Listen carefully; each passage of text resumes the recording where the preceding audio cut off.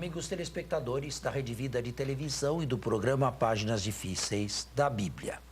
Após uma introdução mais ou menos extensa e longa, mas acredito que proveitosa, nós vamos abordar agora o início da paixão. Nós estamos no início do advento, mas vamos continuar a paixão, não é? Eu já falei muitas vezes do advento, já falei muitos anos do Natal, acho que não é o caso de fazer um parênteses aqui e falar do advento. Então, vamos começar os 2 capítulos da paixão, que são os capítulos 26 e 27 de Mateus. Vamos lá. Bem, nós temos quadros introdutórios. O que vamos ver hoje, talvez sejam 2, não sei se vamos ver 2 ou 3 quadros introdutórios. Sem, naturalmente, ter que ler os títulos, começamos no capítulo 26, versículo 1 até o versículo 5º. Esta é a primeira introdução. Vamos lá. Quando Jesus terminou essas palavras todas, disse aos discípulos: Sabeis que daqui a 2 dias será a Páscoa e o Filho do Homem será entregue para ser crucificado? Bem, aqui temos que parar já. Quando Jesus terminou todas essas palavras, que significa isso? Um perfeito domínio de si. Nada ficou por ser dito. Nada ficou pela metade.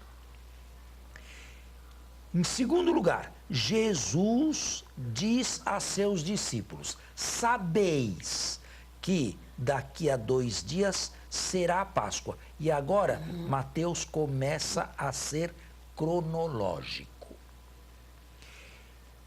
E o Filho do Homem será entregue. Ou seja, Jesus é Senhor de si. Jesus disse tudo o que tinha que dizer em Mateus como catequese aos discípulos, agora, sempre com perfeito domínio da situação, ele se encaminha para realizar a vontade do Pai. Esta hora não é a hora dos inimigos de Jesus, não é a hora de Judas, nem é a hora de Caifás ou de Pilatos. É a hora do Pai que Jesus intui ter chegado a ele perfeitamente. Portanto, o evangelista teve todo o cuidado em sublinhar o senhorio de si com que Jesus vai à paixão. Então os chefes dos sacerdotes e os anciãos do povo... Chefes dos sacerdotes e anciãos do povo. Mateus aqui quer significar e quer falar do sinédrio. Ele era composto de 70 anciãos, aristocratas, nobreza, sobretudo os anciãos e aristocracia, sempre convocados pelo sumo sacerdote. Congregaram-se no pátio do sumo sacerdote, que se chamava Caifás, e decidiram Caifás juntos... foi sumo sacerdote em Jerusalém, exerceu o sumo pontificado em Jerusalém do ano 26 do ano 15 a 36. Foi o pontificado mais longo.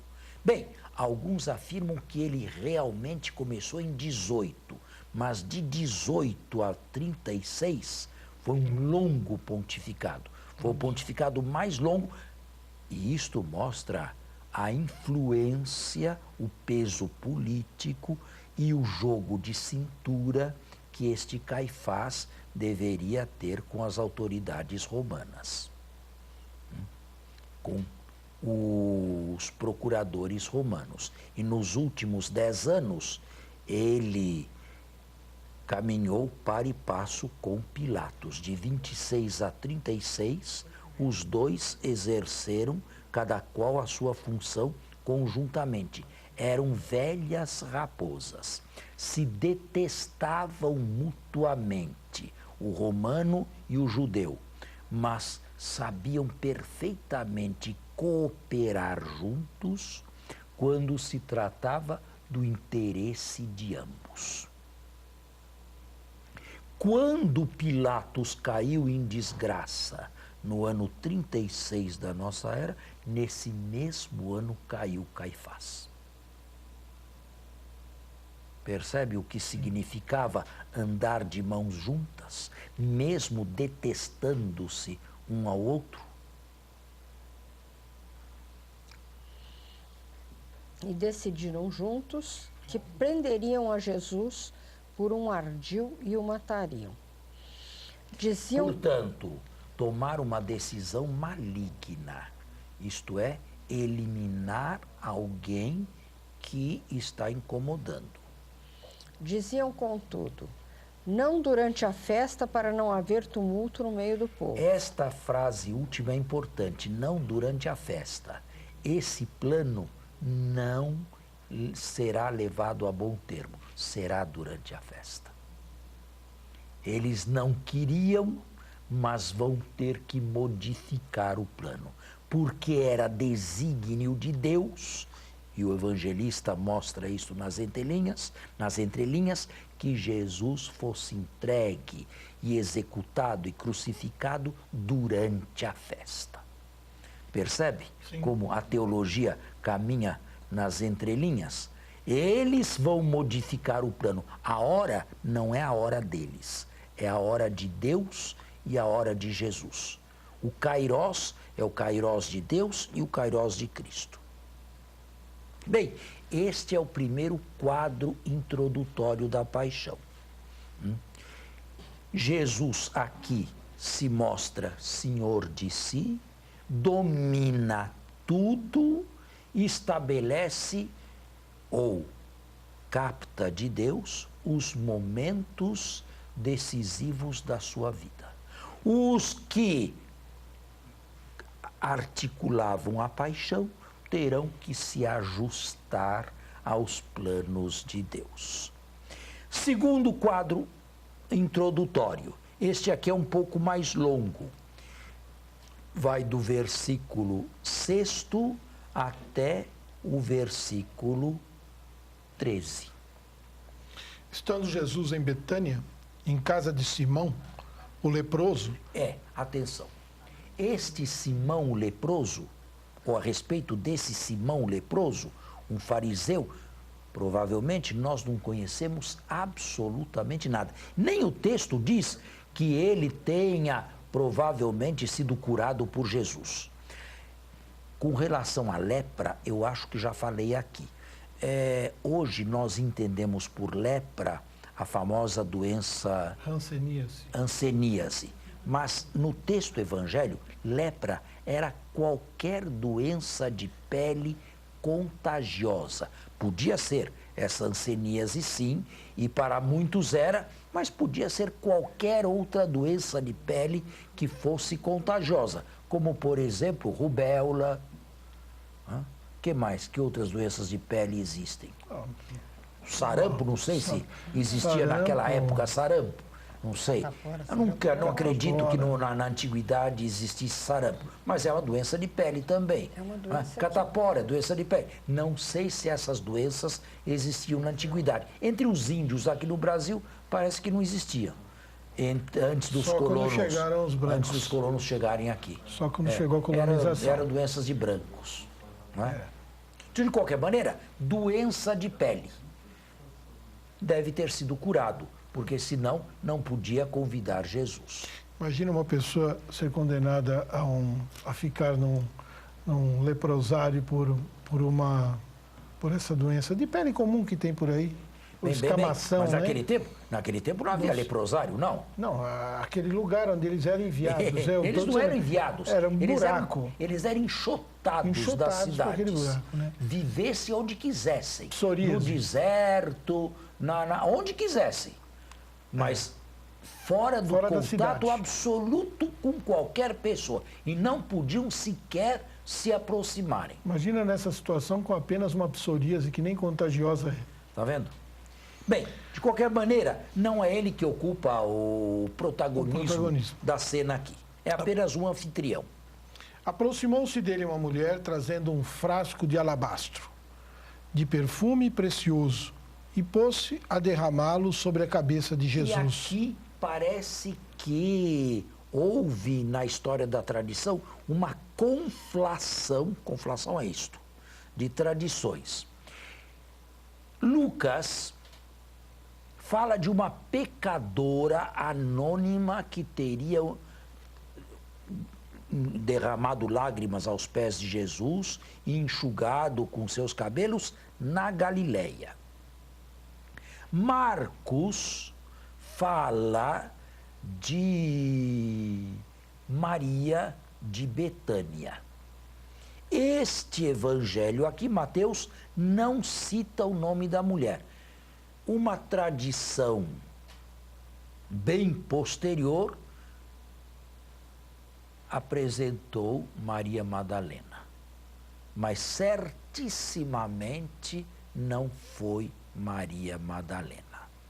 É possível que a cena se tenha passado em Betânia, está aqui, claro, e se foi em Betânia, não é de se excluir uma outra Maria, a irmã de Lázaro, mas a irmã de Lázaro não era Maria Madalena.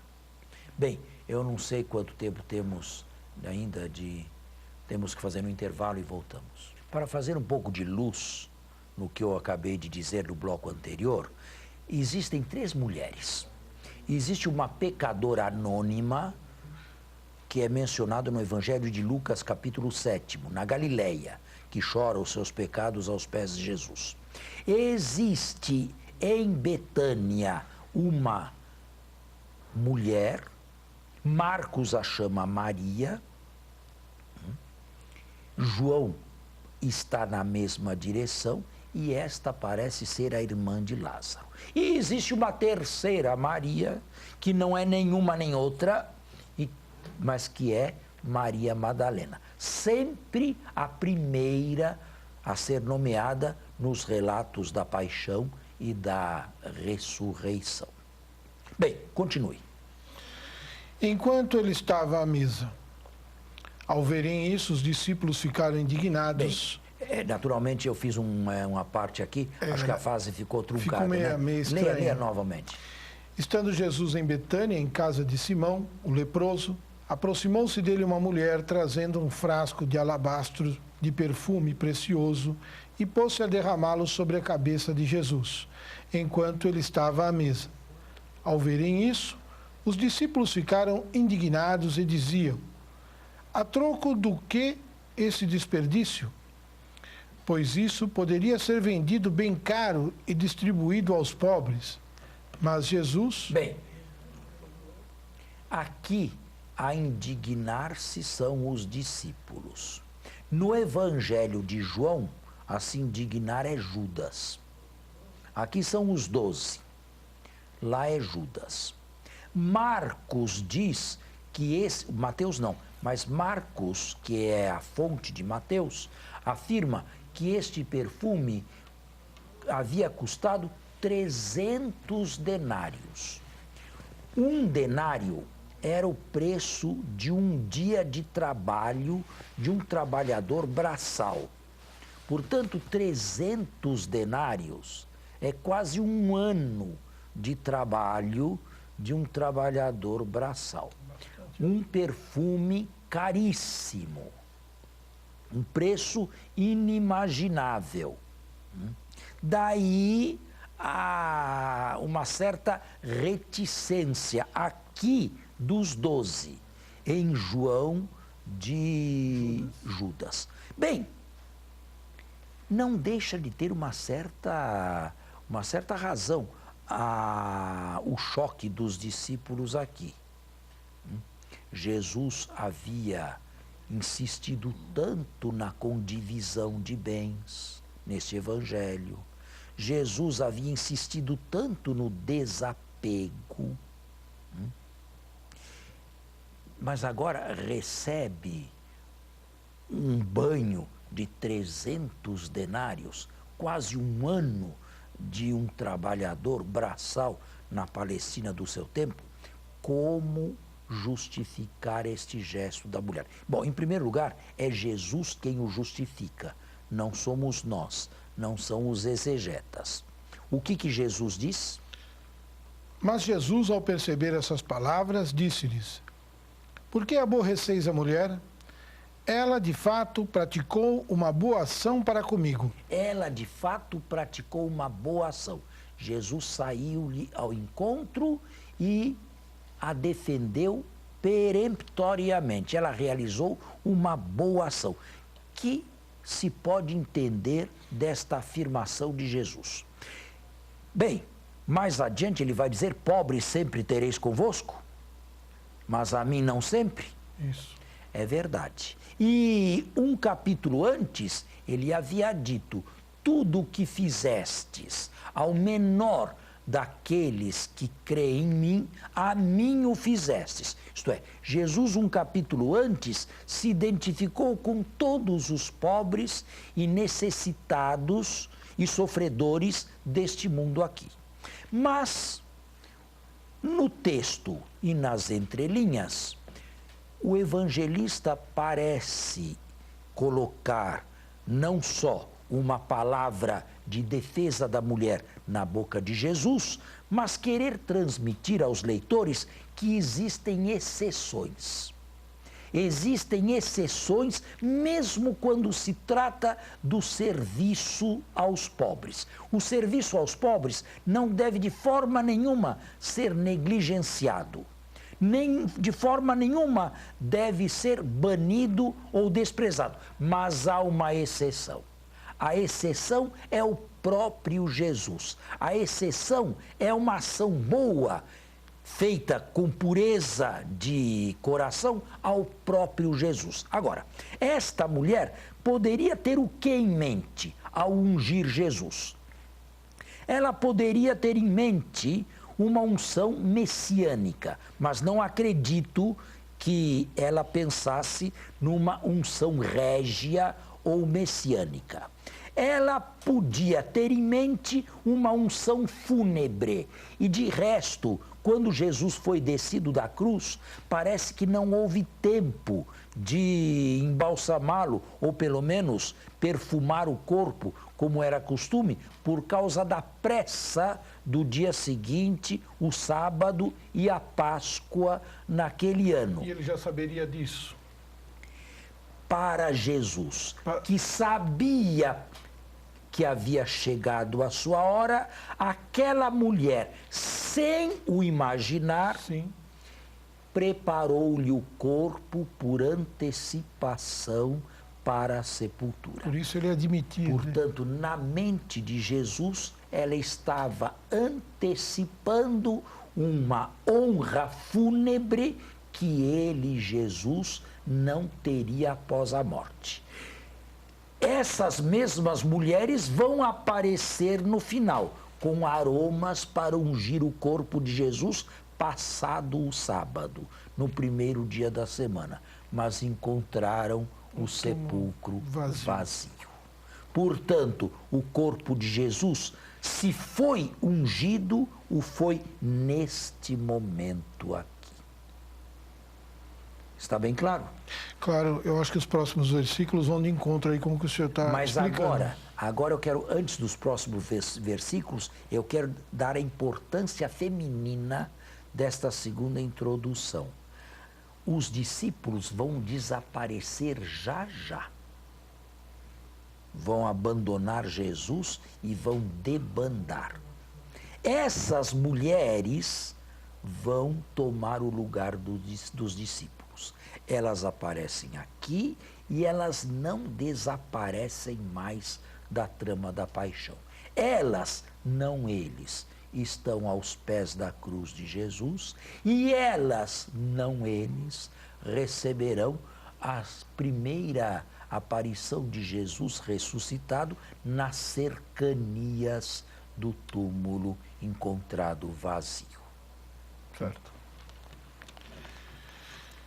Na verdade, sempre tereis os pobres convosco, mas a mim nem sempre o tereis. E esta é uma frase forte que teve um efeito terrível nos pobres, não é? Porque se não se entende bem o teor desta frase, se pode usá-la sempre como um álibi para deixar os pobres de lado, para deixar os pobres para um segundo momento. Derramando este perfume sobre o meu corpo, ela o fez para me sepultar. Então, Jesus, e apenas Jesus, descobriu o gesto da mulher. Talvez o gesto da mulher fosse simplesmente honrar Jesus, manifestar apreço por Jesus. Mas para Jesus era alguma coisa mais profunda que ela não podia imaginar. Mas fez. Fez sem o imaginar. Em verdade vos digo... E agora esta frase aqui é final e é importante. Em verdade vos digo que, onde quer que venha a ser proclamado o Evangelho, em todo o mundo... Aonde quer que venha a ser proclamado este Evangelho aqui, o que significa que a paixão é um Evangelho também. É um Evangelho. É uma boa nova para a nossa salvação. E onde a paixão, este Evangelho for proclamado... Em todo o mundo, também o que ela fez será contado em sua memória. Aí está. Esta é a segunda introdução. Jesus não nos manifesta o nome dessa mulher, mas aprova o gesto e afirma que esse gesto não será esquecido de ninguém que receber este Evangelho da Paixão no mundo inteiro, em sua memória. Bem, estamos no final da segunda introdução. Queria começar a terceira introdução, mas o nosso programa por hoje está encerrado. Muito obrigado. Até a próxima. Bom final de semana a todos e até a próxima sexta-feira, se Deus quiser. Bom domingo a todos. Até a próxima sexta.